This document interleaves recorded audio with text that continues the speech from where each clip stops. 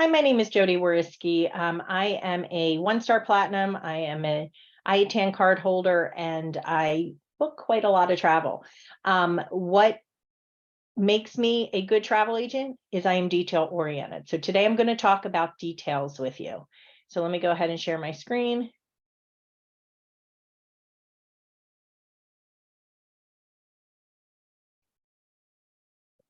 Okay, so today we're going to talk about details.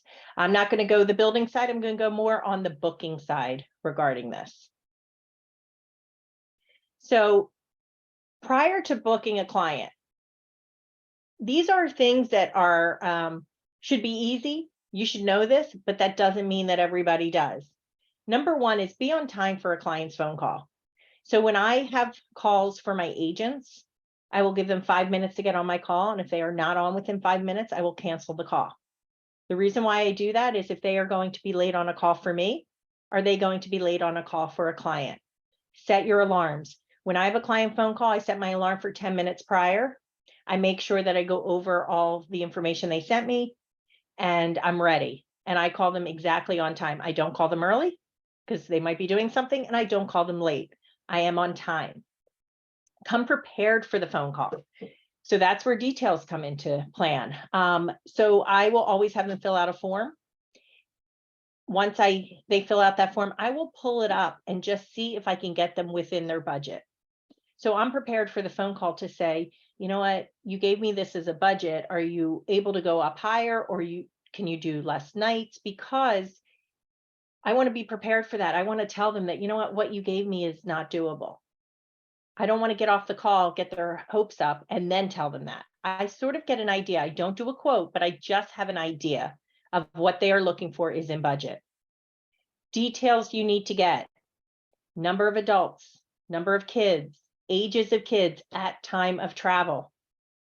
How do they want the rooms? So just say you're doing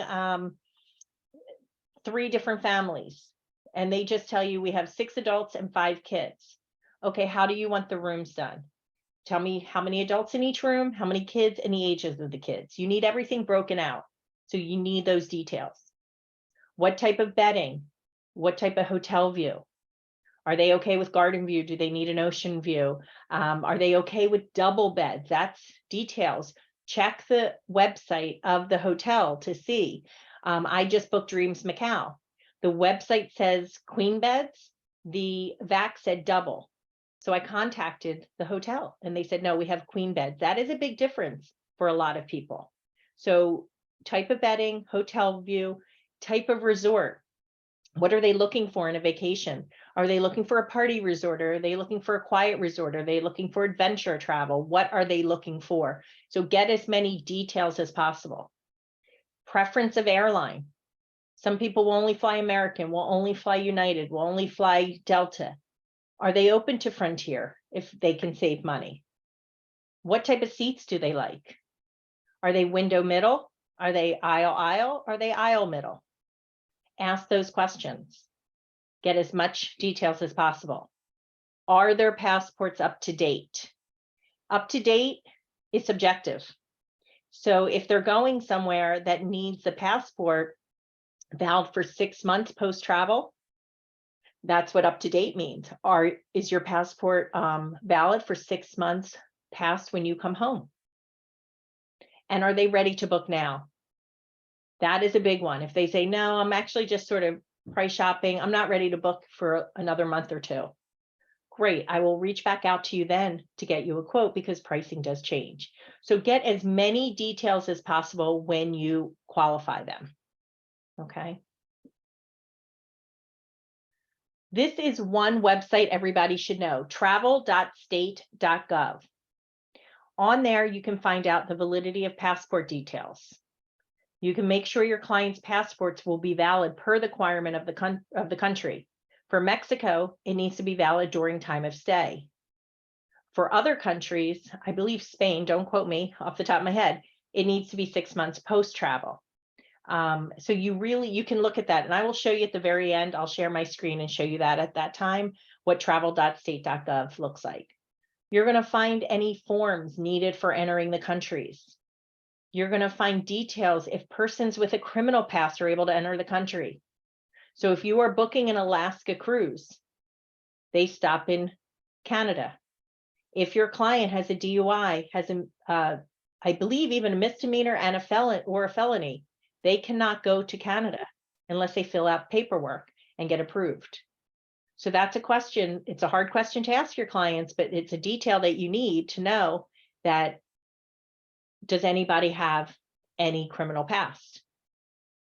Travel.state.gov, you also can find passport processing times. What you find today might be different than what you find in a week. They will update it once it changes. So if you're working with a client and they're like, oh, do I have enough time to get a passport? You can pull that up and say, right now, not including mailing time, it is just say 4 to 6 weeks for expedited. I highly recommend you expedite.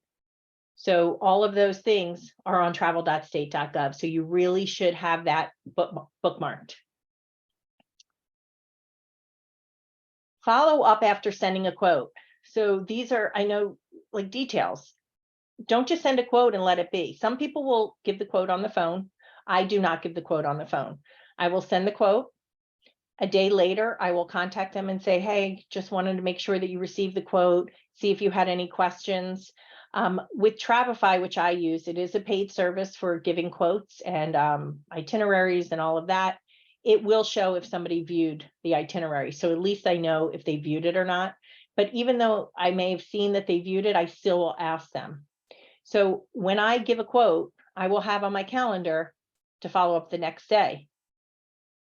The next day, if I follow up, I don't hear back, I will follow up 3 days later. And then if I still don't hear back, a week later, I'll follow up and say, I'm not sure if you're looking still or not, but reach out in the future if you are.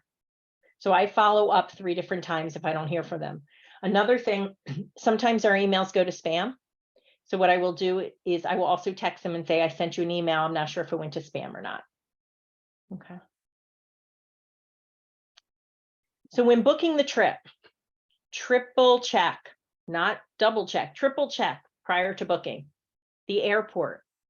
Make sure that they are flying in and out of the correct airport. We just had an agent who did the wrong airport. Make sure it is the correct one. Names as on passports. I think I read them like 5 different times. You have to make sure what you enter is correct. What I tell my clients as far as passports, because some people will say, I don't have my passport, is it okay to book? And I will tell them a couple things. I'll say, if they're leaving the country, I will say, do you have an expired passport? Yes. Send me a copy of that expired passport. If you are changing your name on the passport, I need to know that. Because if you change your name and don't tell me, then there may be a name change fee that you are responsible for. I will also put that in writing to them. What I tell them is, if you get me your passports, if I make a mistake on the name, that's my issue. But if they give me the wrong information, that's their issue. If they don't have an expired passport, get me a copy of your driver's license. Again, if you are changing your name, I need to know. So what I personally do there is I never put the middle name on unless I have a valid passport, because many times that's where the error is. They might put their middle initial, not their middle name. So I will leave the middle name off. You do not need a middle name on a ticket. Triple check dates of birth, the dates that they're traveling, definitely that. And our transfers and travel protection included. So before you actually book, personally, what I like to do is I like to hold a trip anytime that I can. And that way I can not only myself look and make sure I entered everything correctly, I can send them a copy of that. So I copy and paste, send them an email and say, please confirm the below is correct. What you send to your client. So this is when I'm talking details. Is your grammar correct? Guys, I have seen so many times that somebody spells something wrong or puts things in capitals when they shouldn't be in capitals, or just how they word things is not correct. I'm not an English major, but man, I can notice if somebody does something wrong. So is your grammar correct? Put your final payment as 1 week prior to when it's due. So when I copy and paste that from Vax or wherever, I will always change when the final payment is due to 1 week prior. If I have a cruise, it's on the cruise confirmation, so they see when the payment is due. I will come out and tell my clients, I always collect final payment a week prior. You never know if there's an issue, and I wouldn't want you losing out on your booking. Nobody's giving me a hard time.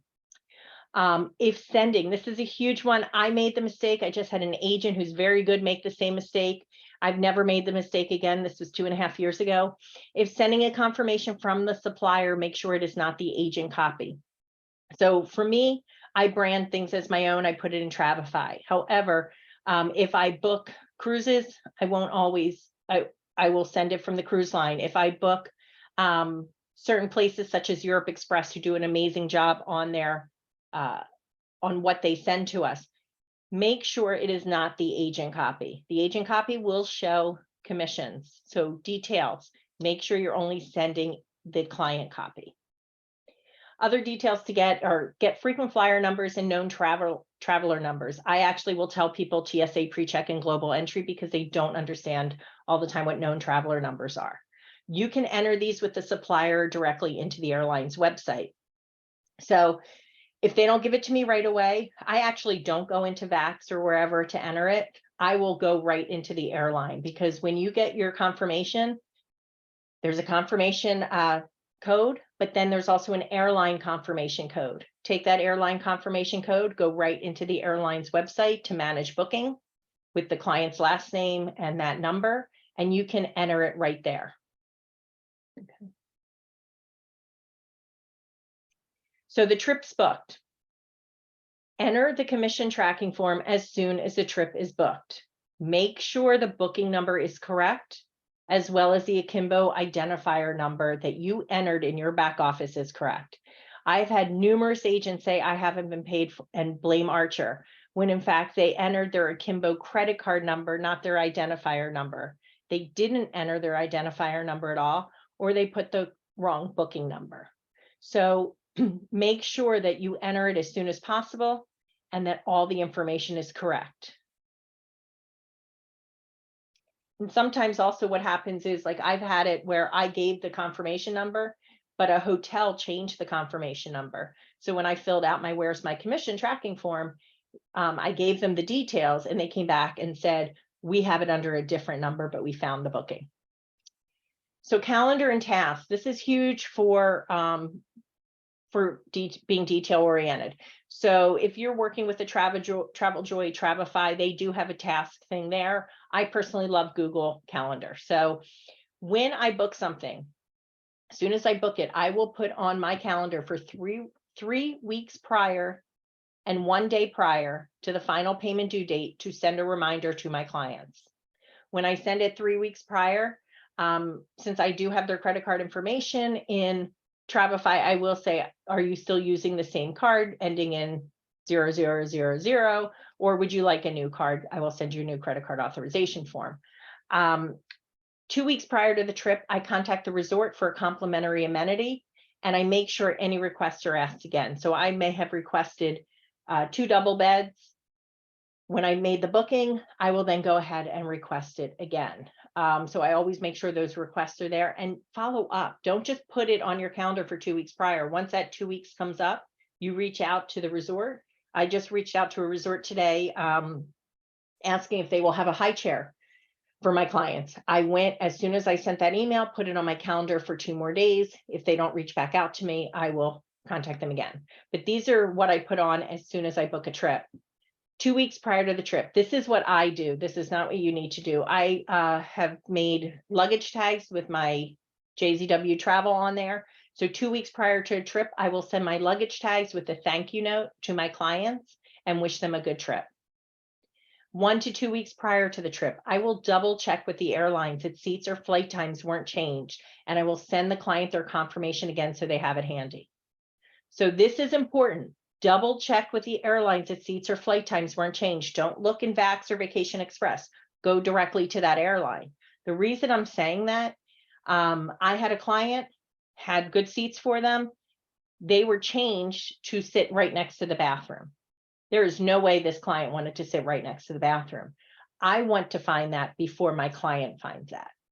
So these are little details that you should be doing. It's a lot of extra work, but it makes you a better agent and makes people want to come back and book with you again.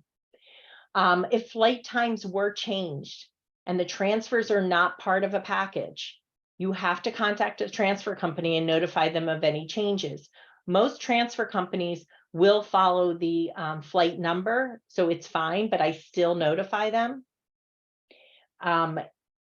But if sometimes flight numbers change. So anytime also that you get an email saying your flight's been updated, make sure, number one, did the time change? Did the actual flight number change? Because you want to notify your client. And if you book the transfer separate, not part of a package, you need to notify them as well.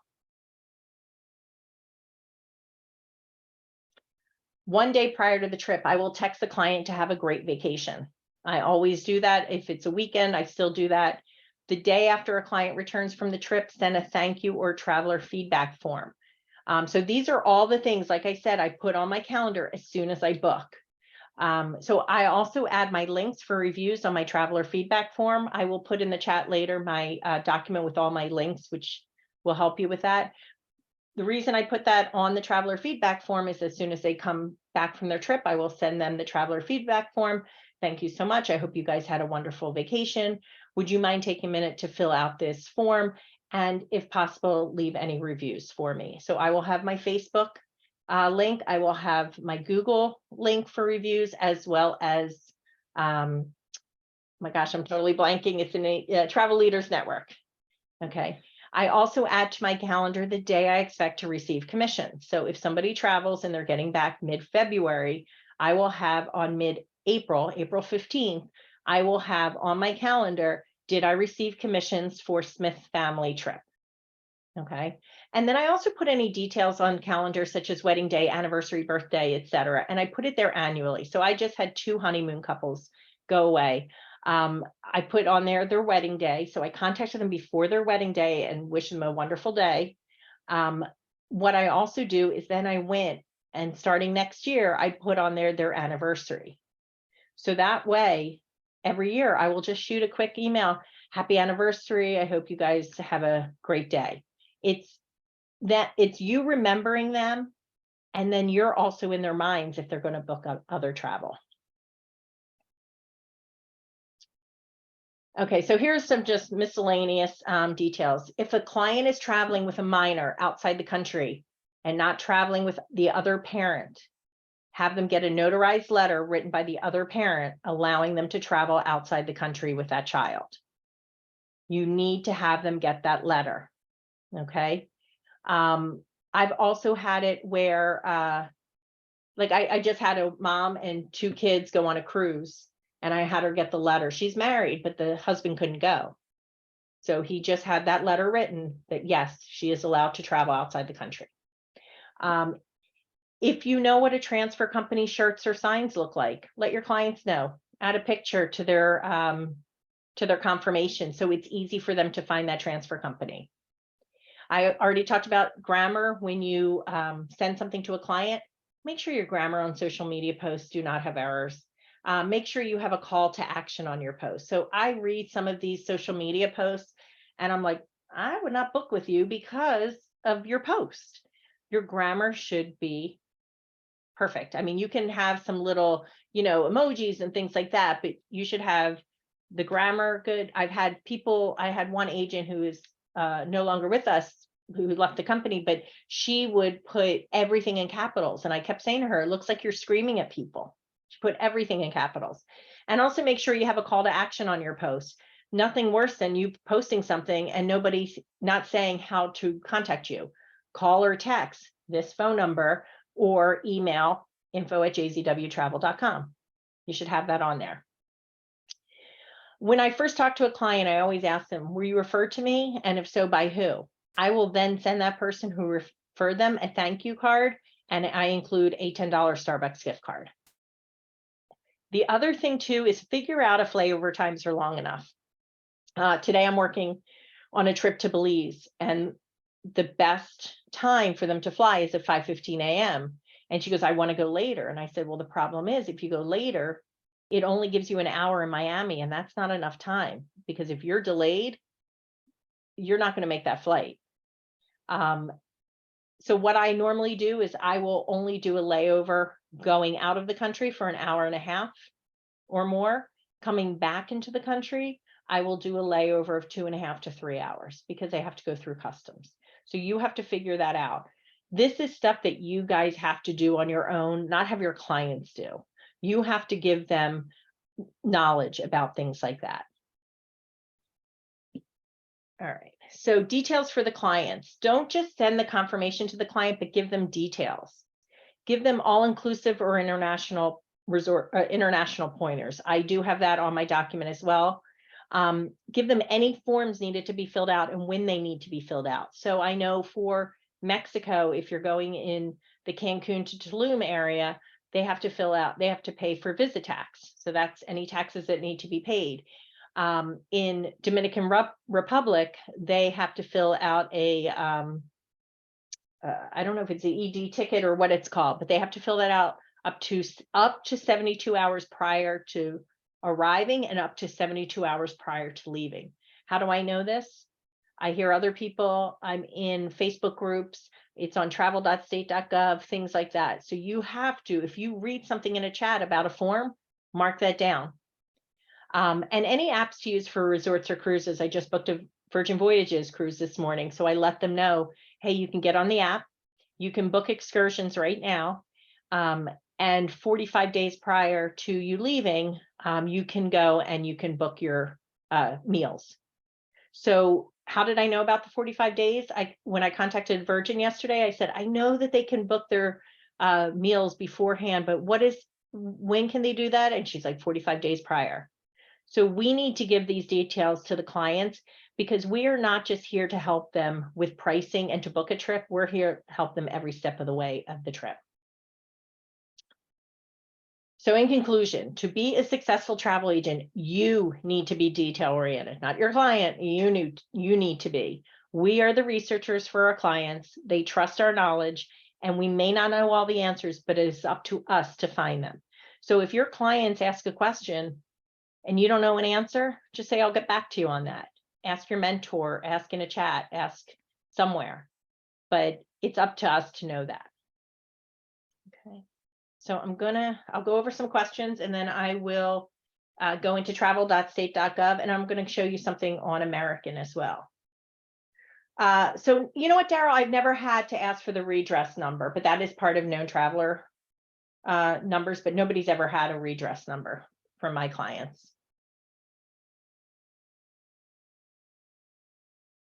So I get the luggage tags from Vistaprint. Katie, feel free to send me a message on that later, but that's not, okay, I will know. How did you change the seats? Once you noticed, you can change the seats right with the airline. So I will show you that.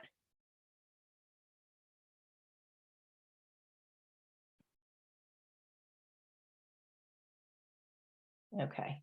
All right. I'm going to go back and share, get into this.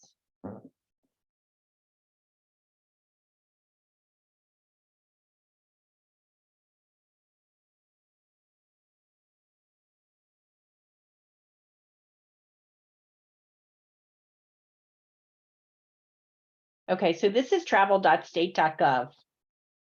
All right, so there's a couple things here. You can look for US passports. And you can see right here, the routine takes 7 to 10 weeks. That does not include mailing times. Expedited 3 to 5 weeks and costs an extra 60. So I have gone and I have copied and pasted this link and sent it right to my clients who need to do a passport. International travel. So let's look up Jamaica.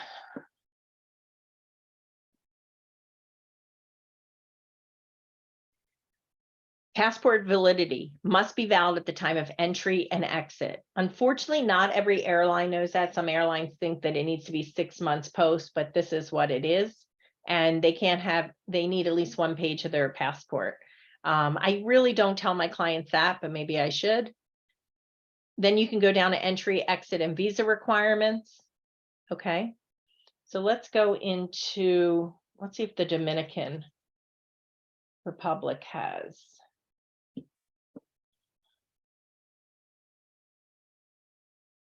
Okay, passport's valid for the stay. And all passengers are required to fill out an e-ticket. That was what I was talking about. So it tells you right there. Okay, now let me pull up, let's see what Spain is.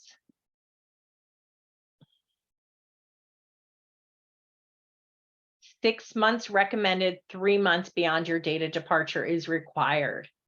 Okay, so for me, I would not say 3 months, I would say 6 months. I actually just had clients who wanted to go to St. Lucia, I believe, and his passport was only valid for 4 more months. They wanted to go away. They contacted me September. They wanted to go away October. I think it expired in March, and they need 6 months. So I ended up booking them for Jamaica because their passport was not going to be valid. Okay, so travel.state.gov. Now let me look at, I'll pull up one of mine. Wait, give me 1 second.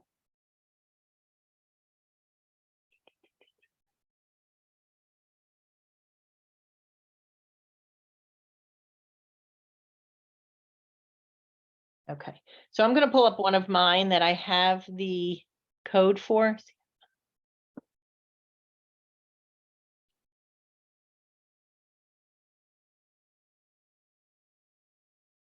Okay, so I'm going into American Airlines. I'm going to manage trips. And I'm going to put the confirmation,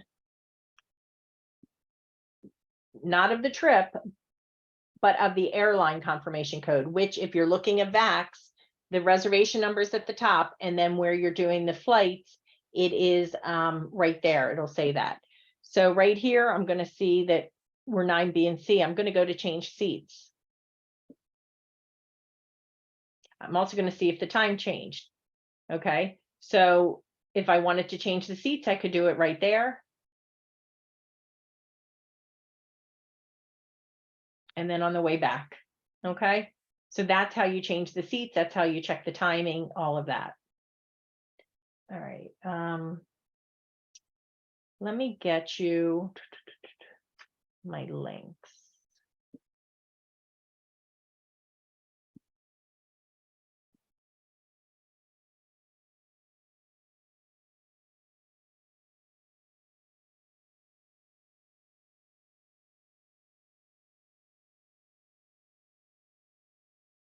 Okay, here are my links in the chat. I have, so I'm going to go over this too.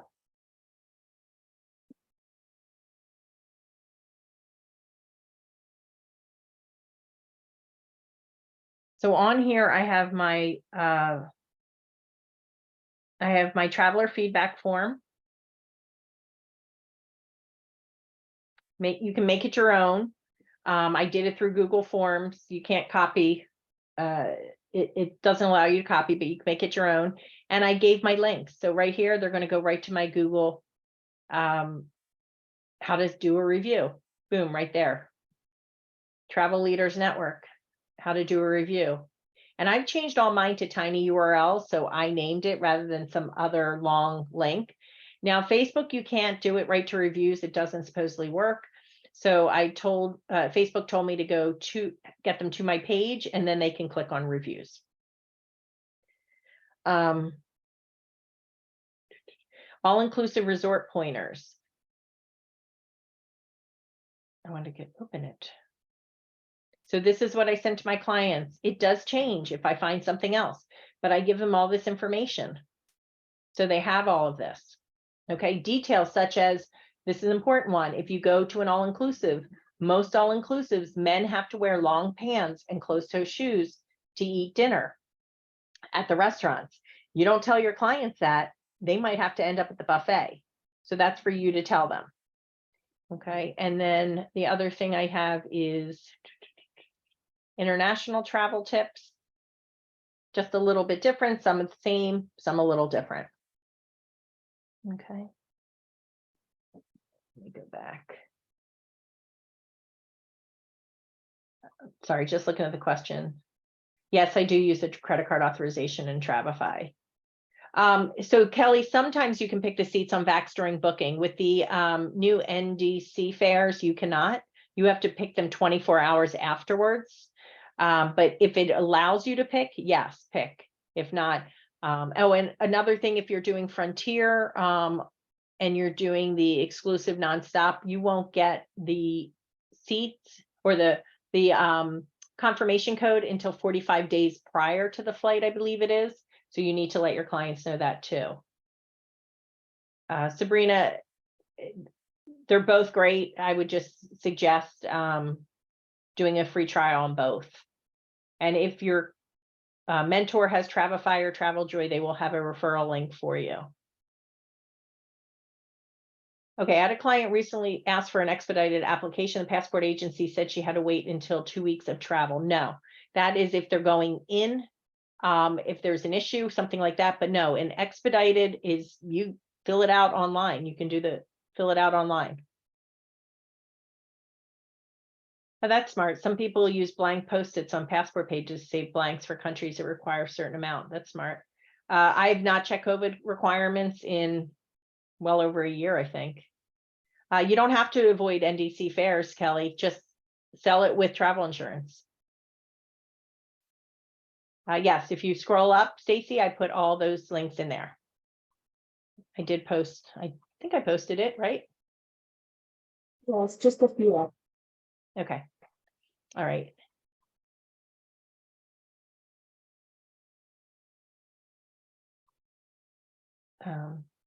Okay. All right. So any questions on details? I see some other questions, but they're not sort of related to this. Any last questions on details?